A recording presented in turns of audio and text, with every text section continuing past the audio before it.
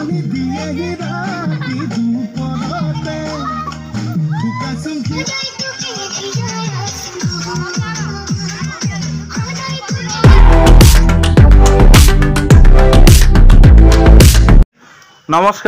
বিন্দু ইনফো ব্লগে আপোনালোক সকলোকে স্বাগতম জনাইছো। আজি এইখন হৈছে মহৰীচুক জনজাতি প্ৰাথমিক বিদ্যালয়। এই বিদ্যালয়খন প্ৰতিষ্ঠা হৈছিল 1978 চনত। যিসকল লোকৰ প্ৰচেষ্টাত এই মহৰীচুক জনজাতি প্ৰাথমিক বিদ্যালয়খন প্ৰতিষ্ঠা লাভ কৰি আজি এই পৰ্যায় পাইছে, সেই সকল লোকক মোৰ গভীৰ শ্ৰদ্ধা নিবেদিছো। আজি এই বিদ্যালয়খনৰ 3, 4, 5 এই ছাত্ৰ ছাত্ৰীসকল ক্ষেত্ৰ ভ্ৰমণলৈ ওলাইছে। আজি 3 জানুৱাৰী বুধবাৰ আৰু এই ক্ষেত্ৰ ভ্ৰমণ মাজুলী লখিমপুৰ দলং য'ত নিৰ্মাণ কৰি আছে সেই নিৰ্মাণস্থলীলৈ আজি এই ছাত্ৰ ছাত্ৰীসকল আৰু আমাৰ শিক্ষক শিক্ষয়িত্ৰীসকল, বিদ্যালয় পৰিচালনা সমিতিৰ যিসকল বিষয়ববীয়া, সেইসকল অংগনবাড়ী কেন্দ্ৰৰ সহায়িকাসকল আজি ওলাইছোঁ। আজি আমাৰ এই ক্ষেত্ৰ ভ্ৰমণলৈ যিসকল লোক ওলাইছোঁ সেইসকলক চিনাকি কৰি দিব বিচাৰিছোঁ। এয়া মোৰ কাষতে আছে মিৰ্জা পেগু বাইদেউ, আমাৰ অংগনবাড়ী কেন্দ্ৰৰ মহৰীচুক অংগনবাড়ী কেন্দ্ৰৰ সহায়িকা, আৰু এইগৰাকী হ'ল জোনালী দলে, আৰু আমাৰ মহৰীচুক অংগনবাড়ী কেন্দ্ৰৰ তেওঁ প্ৰধান সহায়িকা প্ৰধান বাইদেউ, আৰু এইগৰাকী আমাৰ ৰান্ধনী বাইদেউ মেনকা দলে পানৈ দলে, আৰু এইগৰাকী হ'ল আমাৰ মেইন মানুহ আমাৰ বিদ্যালয় পৰিচালনা সমিতিৰ সভাপতি দেৱৰঞ্জন দলে, নহয়নে?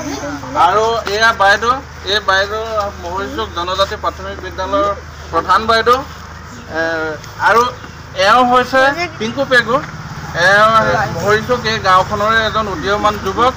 এওঁ আমাৰ বিদ্যালয়খনৰ শিক্ষাৰ সংকটত এওঁ যথেষ্টখিনি আমাক ৰক্ষা কৰি আহিছে। আৰু এইজন হ'ল আমাৰ ছাৰ, আৰু এইজন হ'ল এই মহৰীচুক জনজাতি প্ৰাথমিক বিদ্যালয়ৰ সহকাৰী শিক্ষক। আৰু এই ক্ষেত্ৰ ভ্ৰমণৰ মূল পৰিকল্পনাকাৰী মানুহজন এইজনে আমাৰ শ্ৰদ্ধাৰ ছাৰ। আৰু এয়া আমাৰ প্ৰধান শিক্ষয়িত্ৰী বাইদেউ। এই প্ৰধান শিক্ষয়িত্ৰী বাইদেউৰ প্ৰচেষ্টাতে আজি এই ক্ষেত্ৰ ভ্ৰমণৰ যিটো প্ৰগ্ৰেম, এই প্ৰগ্ৰেমটো সফল হৈ উঠিছে। তেনেহ'লে আমি যাওঁ বলক, ক্ষেত্ৰ ভ্ৰমণস্থলীত আমি আপোনালোকক লগ পাম।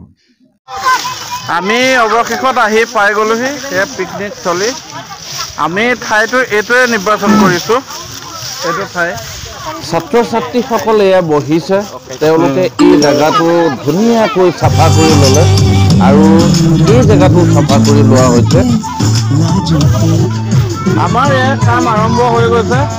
এয়া আজি এই পিকনিকস্থলী ক্ষেত্ৰ ভ্ৰমণলৈ আহিছিলোঁ। ক্ষেত্ৰ ভ্ৰমণৰ লগত সংগতি ৰাখি আমাৰ এয়া পিকনিক বনভোজ এটা কৰা হৈছে। এই বনভোজৰ এয়া কাম আৰম্ভ হৈ গৈছে। আপোনালোকে ব্ৰইলাৰ চাফা কৰি আছেনে? অঁ, কেনেকুৱা লাগিছে বাৰু? হয় হয়। আপোনাৰ কি নাম আছিলে?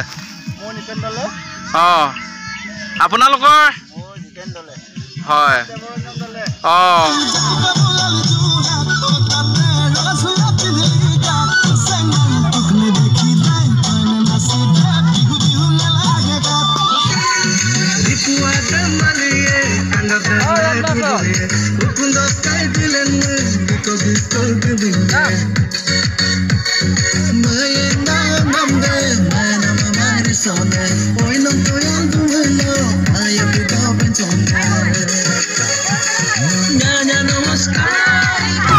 বাইদেউ আপোনাৰ পৰিচয়টো দিয়কচোন।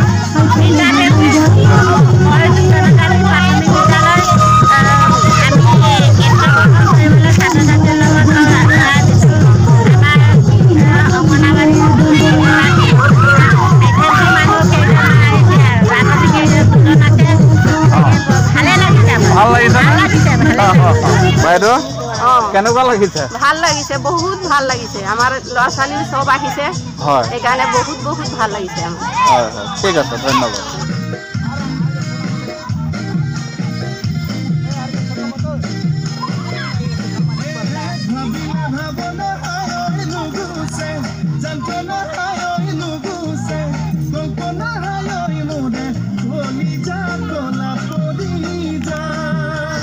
নমস্কাৰ মই মাধৱ দলে মই মহৰিচুকৰ পৰা আহিছোঁ এই এল পি স্কুল মহৰিচুক জনজাতি এল পি স্কুল ষ্টুডেণ্ট ফালৰ পৰা মই সহায় হিচাপে পিকনিক খাবলৈ লগত আহিলোঁ কেনেকুৱা লাগিছে ভালেই লাগিছে কিন্তু অলপ মজাও লাগিছে 3 জানুৱাৰী বুধবাৰত নতুন বৰ্ষত 2024 চনত নতুন বৰ্ষত পিকনিক খাই বৰ ভাল লাগিছে নতুন বছৰৰ আগৰখনি জনাইছোঁ আৰু 23 চনক বিদায় মাগিবলৈ মানে আমি অলপ সুবিধা কৰিলোঁ আৰু বাকী এতিয়া তুমি কি কৰি আছা কোৱাচোন বাকী মই এতিয়া মাষ্টাৰডিগ্ৰী কৰি আছোঁ PG university Majuli culture university department of history এতিয়া মাজুলী কালচাৰ ইউনিভাৰ্চিটিৰ হেৰি কি ডিপাৰ্টমেণ্ট আৰম্ভ হৈ গ'ল নেকি ডিপাৰ্টমেণ্টটো 2019 পৰা আৰম্ভ হৈছে তাত এতিয়া 2টা ডিপাৰ্টমেণ্টৰ প্ৰধানকৈ লোৱা হৈছে হিষ্ট্ৰী আৰু আছামিজ নেক্সট 2024ত 2টা আৰু ডিপাৰ্টমেণ্ট আহিব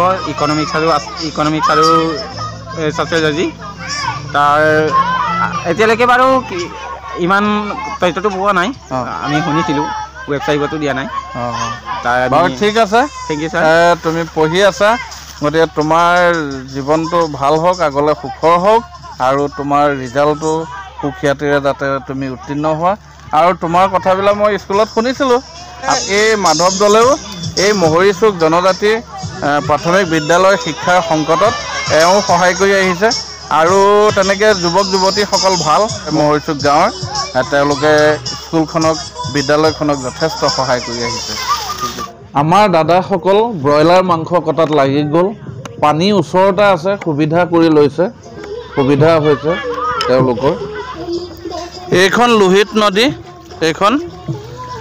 এই লোহিত নদীৰ পৰা এইটো আচলতে বগৰী চাপৰি বুলি কয়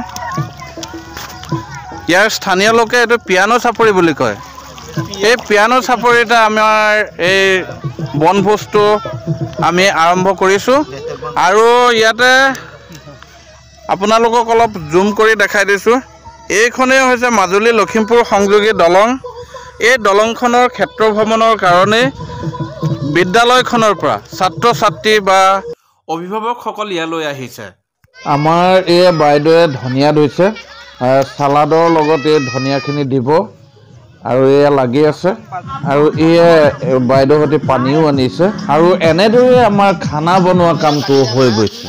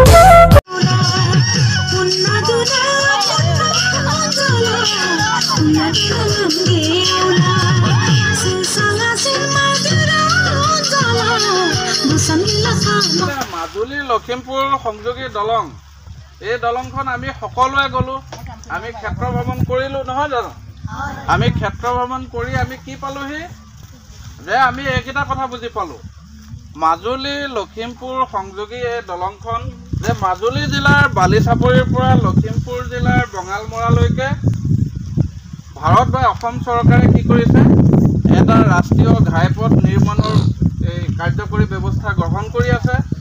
এই ৰাষ্ট্ৰীয় ঘাইপথটোৰ দূৰত্ব হ'ব 19.457 কিলোমিটাৰ আৰু এই ঘাইপথটোত দুখন নদী আছে, লোহিত নদী আৰু সোৱণশিৰি নদী। দুয়োখন নদীৰ ওপৰত দুখন পকী দলং নিৰ্মাণ কৰা হ'ব।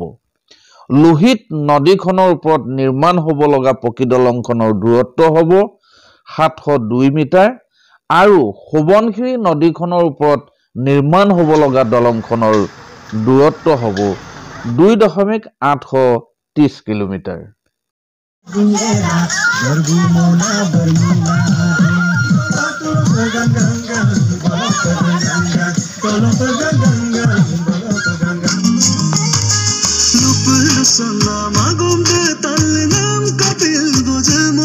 আৰু এনেদৰে আমি আহি আমাৰ ক্ষেত্ৰ ভ্ৰমণ আৰু বনভোজ খোৱাৰ কাম হৈ গ'ল আৰু আমি ঘৰলৈ যাবলৈ আৰম্ভ কৰিলোঁ।